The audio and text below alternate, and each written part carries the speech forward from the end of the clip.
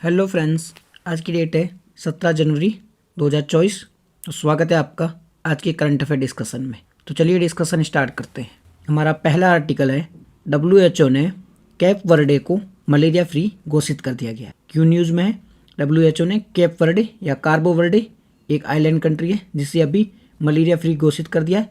इसी के साथ ही अफ्रीका का तीसरा देश बन गया है जिससे ये स्टेटस प्राप्त हुआ है। इससे पहले अफ्रीका के 2 देश थे जिसे ये स्टेटस दिया गया था, WHO के द्वारा मलेरिया फ्री का स्टेटस दिया गया था। ये तीसरा देश बन गया जिसे मलेरिया फ्री का स्टेटस दिया गया है। इससे पहले कौन कौन से देशों को मलेरिया फ्री का स्टेटस दिया गया WHO को के द्वारा? इससे पहले WHO के द्वारा अफ्रीका के मॉरिशस और अल्जीरिया को ये स्टेटस दिया गया है। मलेरिया फ्री का स्टेटस अफ्रीका के 3 देशों को दिया गया। अभी दिया गया है कैप वर्डे को, जो कि एक आइलैंड कंट्री है, और इसके अलावा मॉरिशस और अल्जीरिया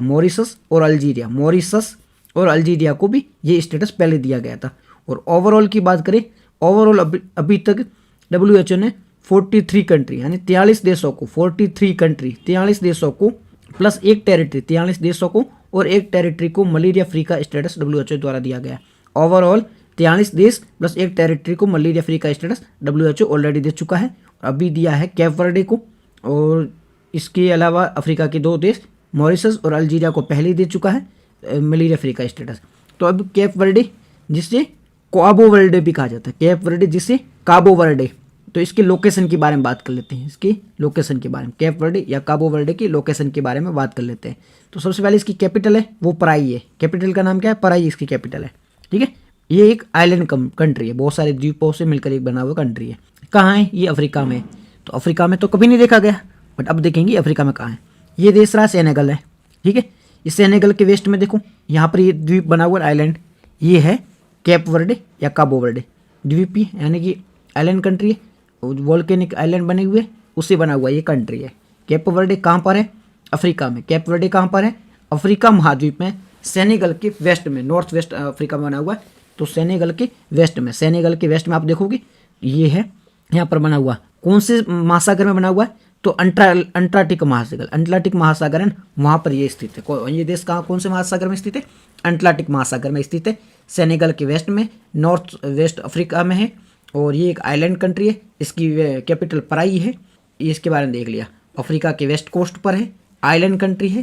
टोटल 10 आइलैंड है। 2 मेजर आइलैंड है। मेजर आइलैंड कौन कौन से है? एक बार्लोवाटे, एक सोलवेंटो। सोलवेंटो। एक बार फिर से इसके बारे में देख लेते हैं। WHO ने अभी कैप वर्डे को मलेरिया फ्री घोषित कर दिया गया। इसके साथ अफ्रीका का ये तीसरा देश बन गया जिसे ये स्टेटस प्राप्त हुआ है। कैप वर्डे या काबो वर्डे की बात करें, अफ्रीका का ये देश है, आइलैंड कंट्री है, और अफ्रीका के वेस्ट कोस्ट पर स्थित है। और ये 10 आइलैंड इसमें बने हुए। 2 मेजर आइलैंड है। 2 मेजर आइलैंड का नाम क्या है? एक तो है बार्लोवेंटो और सोलवेंटो। सेनेगल की बात करें तो सेनेगल की ये वेस्ट में बना हुआ। इसकी कैपिटल पराई है, जो कैप वर्डे, इसकी कैपिटल पराई है, और वोल्केनिक आइलैंड है ये। ठीक है, इससे पहले अफ्रीका के 2 देशों को ये स्टेटस प्राप्त हुआ है, वो मॉरिशस, अल्जीरिया है, और अभी ये तीसरा कैप वर्डे बन गया। ओवरऑल WHO ने 43 देशों को, एक टेरिटरी को मलेरिया फ्री का स्टेटस दिया है। ये पूरा आर्टिकल था मलेरिया फ्री स्टेटस के बारे में। चलते हमारे नेक्स्ट आर्टिकल की ओर। हमारा नेक्स्ट आर्टिकल है, हिमालयन वुल्फ को अभी IUCN की कैटेगरी में अपडेट किया गया है। क्यों न्यूज़ में है? IUCN ने पहली बार हिमालयन वुल्फ है ना, उसका असेसमेंट किया है और इसे अपनी लिस्ट में शामिल किया गया। इससे पहले हिमालयन वुल्फ को IUCN की कैटेगरी में शामिल नहीं किया गया था, तो पहली बार इसे शामिल किया गया, इसीलिए ये न्यूज़ में। तो इसकी IUCN कैटेगरी क्या है? इसकी IUCN कैटेगरी है वो वल्नरेबल रखी गई है। IUCN की कैटेगरी क्या है? वल्नरेबल। इसकी प्रजाति है वो 3000 के समथिंग है, मतलब 2000 से 3500 के बीच में, तो 3000 की समथिंग मान लो इसकी प्रजाति, मतलब 3000 इसकी संख्या है। ठीक है, खतरे में क्यों है? इसको डेंजर क्या है, किस प्रकार का थ्रेट है? तो ह्यूमन और एनिमल का कॉन्फ्लिक्ट होता है वो है, और इनके डॉग के साथ में इनका हाइब्रिडाइजेशन किया जाता है, इससे भी इसको खतरा है। कहाँ पाया जाता है ये? इंडिया है, नेपाल है, चाइना है, हाई एल्टीट्यूड पर ये पाया जाता है, ऊंचाई पर ये पाया जाता है, जहाँ पर ग्रास लैंड होते हैं ना, वहाँ पर पाए जाते हैं। और यूरोपियन प्रकार के जो ये होते हैं ना, उनसे थोड़ा ये अलग होता है। अलग किस प्रकार से होता है? यूरोपियन से ये लार्जर होता है, यूरोपियन वाले हैं उनसे ये लार्जर होता है। इसकी जो हाइट की बात करो तो 75 सेंटीमीटर इसकी हाइट है, वेट 50 किलोग्राम इसका वेट है, और ये खाते क्या, गजल वगैरह है ना, वहाँ पे जो होते हैं ना जन, उनको खाते हैं। तो हमने देखा Himalayan wolf IUCN category vulnerable है, और हिमालयन थ्रेट क्या है, ह्यूमन एनिमल कॉन्फ्लिक्ट है थ्रेट, डॉग के साथ हाइब्रिडाइजेशन का थ्रेट है। इंडिया, नेपाल, चाइना पाए जाते हैं, हाई एल्टीट्यूड पे पाए जाते हैं, जहाँ ग्रासलैंड होते हैं वहाँ पाए जाते हैं। यूरोपियन से किस प्रकार से भिन्न है, यूरोपियन जो वुल्फ होते हैं उनसे लार्जर है ही, इसका weight height 75 centimetre, weight 50 kilogram है, और ये खाने में गजल खाते हैं। ठीक है, फिर नेक्स्ट हमारा जो आर्टिकल है वो है संभव के बारे में। न्यूज़ में क्यों है, सिक्योर आर्मी मोबाइल वर्जन, संभव की फुल फॉर्म है secure army mobile version. Secure army mobile version क्या फुल फॉर्म है इसकी, सिक्योर आर्मी मोबाइल वर्जन। संभव, संभव नाम से याद रखना, संभव इम्पॉसिबल है, आर्मी के लिए सब कुछ पॉसिबल है, तो संभव यानी सिक्योर आर्मी मोबाइल वर्जन है संभव। ये आर्मी द्वारा डेवलप सिक्योरिटी, एक मतलब क्या होता है, आर्मी किसी से कांटेक्ट करती है, अगर कांटेक्ट करती है तो उससे क्या होता है कि अगर उनकी बातें हैं अगर कोई सुन लेगा, एनिमी कंट्री सुन लेगी, वहाँ के पर्सन सुन लेंगी, तो इससे क्या होता है सिक्योरिटी कॉम्प्रोमाइज़ हो सकती है, उन पर अटैक वगैरह भी हो सकते हैं।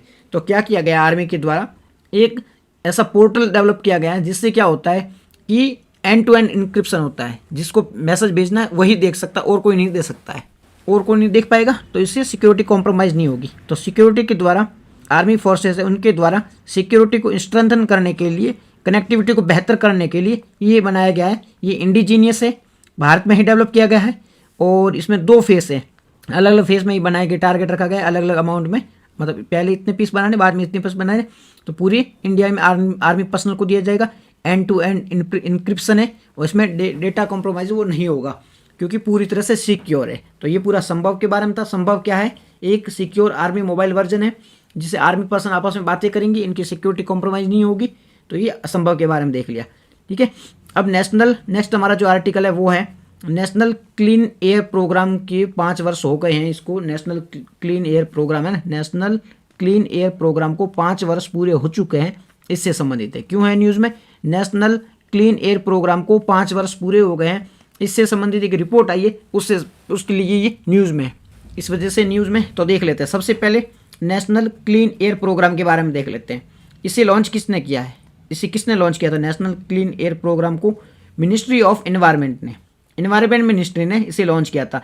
नेशनल क्लीन एयर प्रोग्राम किसने लॉन्च किया था, नेशनल क्लीन एयर प्रोग्राम किसने लॉन्च किया था, नेशनल क्लीन एयर प्रोग्राम को ministry of environment, environment ministry ने national clean air programme, clean air से संबंधित है तो एनवायरनमेंट मिनिस्ट्री, कई बार कंफ्यूजन कर जाता है, बट यहाँ आप जो सोचोगे वो सही होगा। नेशनल क्लीन एयर प्रोग्राम को एनवायरनमेंट मिनिस्ट्री ने लॉन्च किया था। क्यों लॉन्च किया गया था और कब लॉन्च किया था, इसे लॉन्च किया था 2019 में। नेशनल क्लीन एयर प्रोग्राम को एनवायरनमेंट मिनिस्ट्री ने 2019 में, एनवायरनमेंट मिनिस्ट्री ने 2019 में लॉन्च किया था। एनवायरनमेंट मिनिस्ट्री ने 2019 में लॉन्च किया था। क्यों किया था लॉन्च, टारगेट था इसका, जो हमारा पर्टिकुलर मैटर 10 होता है ना, PM10, उसको 40% 40% तक कम करना 2025-26 तक। क्यों लॉन्च किया गया था, इसे एनवायरनमेंट मिनिस्ट्री द्वारा 2019 में लॉन्च किया गया था कि हमारा एक टारगेट है पर्टिकुलर मैटर 10 यानी PM10 को 40% तक कम करना है। कब तक कम करना है, 2025-26 तक। 2025-26 तक पर्टिकुलर मैटर 10 को 40% कम करने के लिए एनवायरनमेंट मिनिस्ट्री द्वारा 2019 में national clean air programme launch किया गया था। समझ में आ गई बात।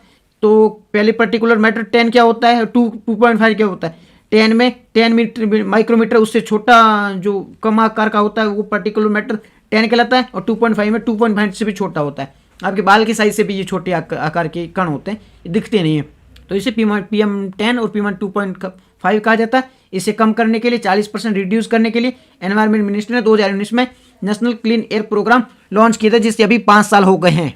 ये अभी रिपोर्ट किसने रिलीज की है, नेशनल क्लीन एयर प्रोग्राम से संबंधित जो रिपोर्ट आई है ना, ये किसने रिलीज की है, ये की है respire living sciences, respire living sciences, इसके साथ में क्लाइमेट ट्रेंड्स, इन दोनों ने मिलकर ये रेस्पायर लिविंग साइंसेस और क्लाइमेट ट्रेंड्स ने मिलकर ये रिपोर्ट रिलीज की है। और रिपोर्ट में क्या कहा गया, इस रिपोर्ट में कहा गया जो हमारा टारगेट था ना 2025-26 तक का 40% जो PM 2.5 को रिड्यूस करना है, वो टारगेट तो करना है, पूरा करना इम्पॉसिबल लग रहा है, बिकॉज जो टारगेट हमें उससे कोसों दूर है, हमारे लक्षण ही नहीं लग रहे हैं। मतलब ये तो ऐसे टर्मिनोलॉजी हो जाएगी, बट हमने ऐसे कुछ काम ही नहीं किया कि इससे हमारे टारगेट है वो अचीव हो सके। तो जो हमारा 40% का टारगेट है वो पूरा हो ही नहीं पाएगा। ठीक है, ऐसा कहा गया, कांट अचीव्ड, टारगेट हम अचीव नहीं कर पाएंगे। ओनली 7 सिटी है ना, जितनी सिटियों को टारगेट दिया गया उसमें केवल 7 सिटी है वो केवल टारगेट के अचीव मतलब टारगेट को अचीव करने के आसपास है। बाकी तो आसपास भी नहीं है, केवल 7 सिटी है वो अचीव करने के आसपास है।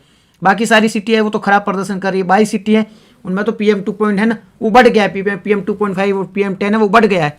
टारगेट था हमारा कम करने का, बट ये टारगेट है वो जो कम करना उसकी जगह PM2 है ना वो PM2.5 वो PM10 है वो बढ़ गया, उसका लेवल बढ़ गया है। कुछ सिटी तो वर्स्ट है, हरियाणा तो सॉरी वाराणसी है ना, यूपी में एक वाराणसी है, वाराणसी सिटी मोदी जी यहाँ की मेंबर ऑफ पार्लियामेंट है, उसने थोड़ा बहुत इंप्रूवमेंट किया है, बाकी सब तो बहुत ही डाउन में है। ठीक है, तो ये पूरा आर्टिकल था नेशनल क्लीन एयर प्रोग्राम से संबंधित।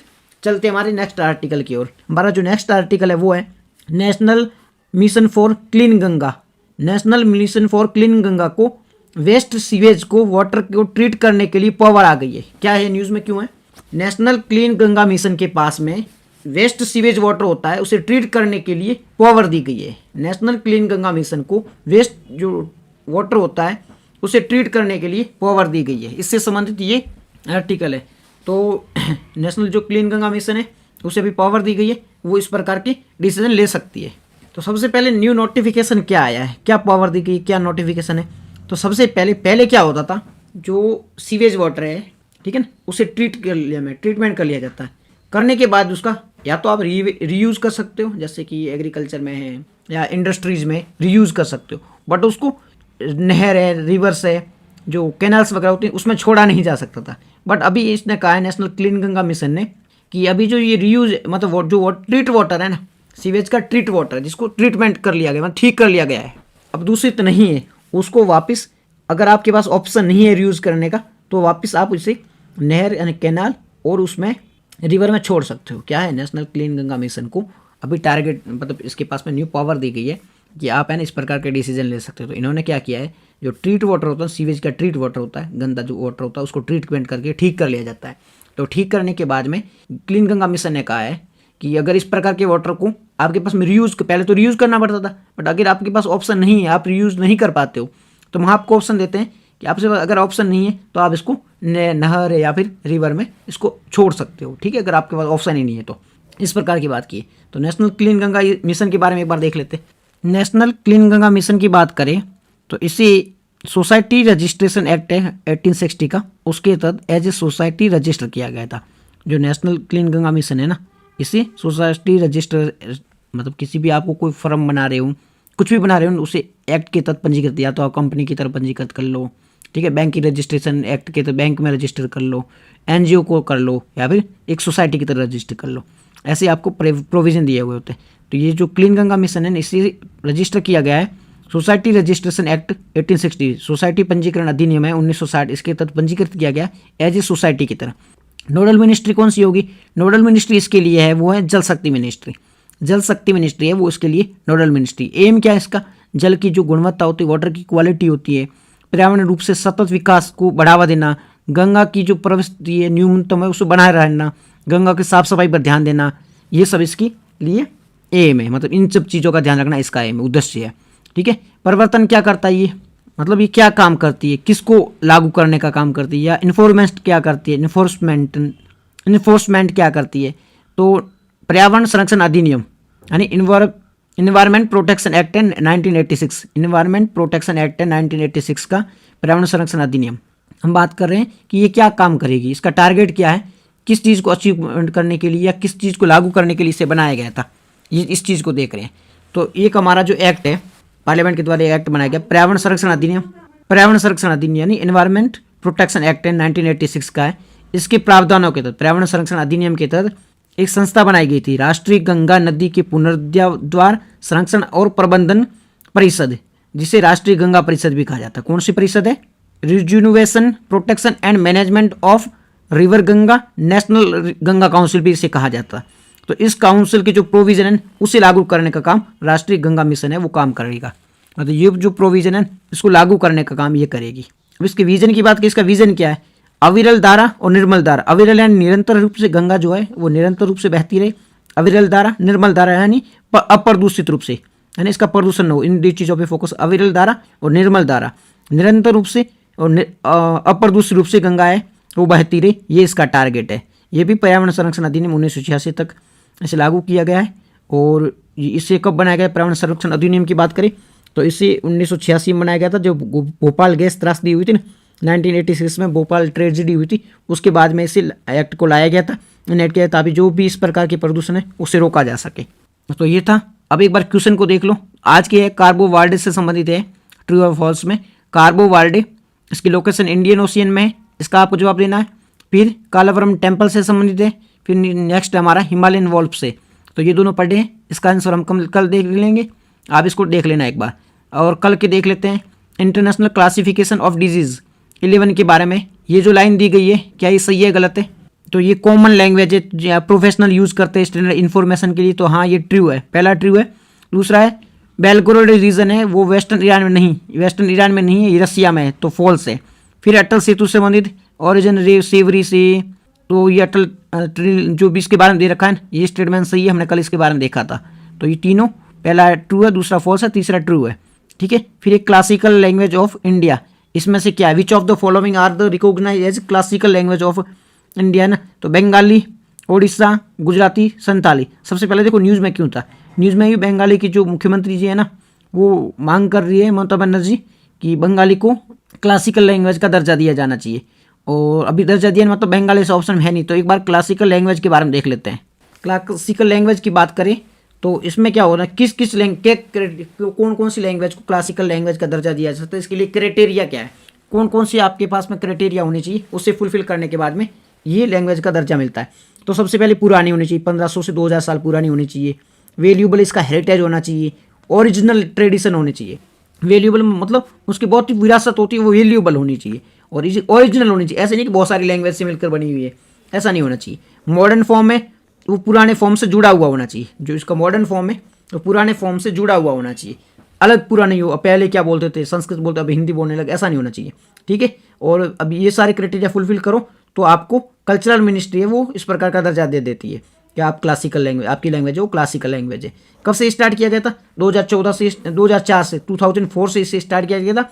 कल्चरल मिनिस्ट्री द्वारा ये दर्जा दिया जाता है और कल्चरल मिनिस्ट्री ने इसे स्टार्ट किया था। अभी तक 6 भाषाओं को, 6 लैंग्वेज को क्लासिकल लैंग्वेज का दर्जा दिया गया। कौन कौन सी है कि 6 लैंग्वेज? सबसे पहले क्लासिकल लैंग्वेज का दर्जा दिया गया था वो थी तमिल। सबसे पहली तमिल लैंग्वेज को क्लासिकल लैंग्वेज का दर्जा दिया गया था। उसके बाद में संस्कृत, फिर कन्नाडा, फिर तेलुगु, फिर मलयालम, फिर ओडिशा। तो ज़्यादातर देखो साउथ की है, तमिल है, कन्नड़ है, तेलुगु है, मलयालम है, ये साउथ की 4 लैंग्वेज होगी। फिर संस्कृत और ओडिशा, इन 6 लैंग्वेज को तमिल, तेलुगु, कन्नाडा, तमिल, तेलुगु, कन्नाडा, तमिल, तेलुगु, कन्नाडा, मलयालम, तमिल, तेलुगु, कन्नाडा, मलयालम, 4 लैंग्वेज वहाँ की है। संस्कृत, ओडिशा, ओडिसी, ओडिया बोल दो, ओडिया बोल दो, ओडिसी बोल, जो भी ओडिशा की लैंग्वेज है ओडिया। जो तमिल, तेलुगु, कन्नाडा, मलयालम, तमिल, तेलुगु, कन्नाडा, मलयालम 4 लैंग्वेज हो जाएगी। 5वीं संस्कृत और ये 6 लैंग्वेज को ये दर्जा दिया गया। और ये 8वीं सूची में भी 6 लैंग्वेज शामिल है जो हमारी शेड्यूल 8 है उसमें भी शामिल है। और अभी बात चल रही है कि अगर बंगाली को भी बन जाएगी तो 7 लैंग्वेज हो जाएगी, हिंदी नहीं है इसमें शामिल। और अगर बेनिफिट क्या है, अगर क्लासिकल लैंग्वेज का दर्जा मिलता है तो क्या बेनिफिट है? तो आपको पहले तो 2 एनुअल अवार्ड मिलते हैं, अलग से 2 एनुअल अवार्ड मिलते हैं। साथ ही साथ में सेंट्रल ऑफ एक्सीलेंस बनती है, वहाँ पे सेंट्रल ऑफ एक्सीलेंस बनती है। जो यूनिवर्सिटी है ना वहाँ पे अलग से प्रोफेशनल चेयर बैठते हैं, ठीक है। तो इस प्रकार से बहुत ही ज़्यादा बेनिफिट होते हैं, ठीक है। तो आपका क्वेश्चन का आंसर क्या है?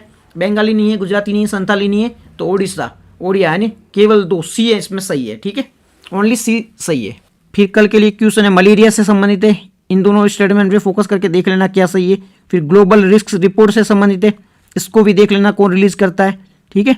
फिर आदित्य L1 के बारे में, तो Aditya L1 is the first space based Indian mission to study sun. तो इंडिया का पहला मिशन है जो सन की स्टडी करेगा। जी हाँ, पहली स्टेटमेंट सही है, इंडिया का पहला मिशन। It is located outside of earth astronaut. जी हाँ, ये आउटसाइड ऑफ अर्थ का बाहर है, तो दूसरी स्टेटमेंट सही। It is the only space mission placed at, नहीं पहला नहीं, केवल भारत का पहला, मतलब भारत का पहला है बट वर्ल्ड का पहला नहीं, इसके अलावा भी वर्ल्ड के बहुत सारे हैं। तो इसमें पहले और दूसरी स्टेटमेंट सही है, बी सही है, ओनली 2 स्टेटमेंट सही है, ठीक है।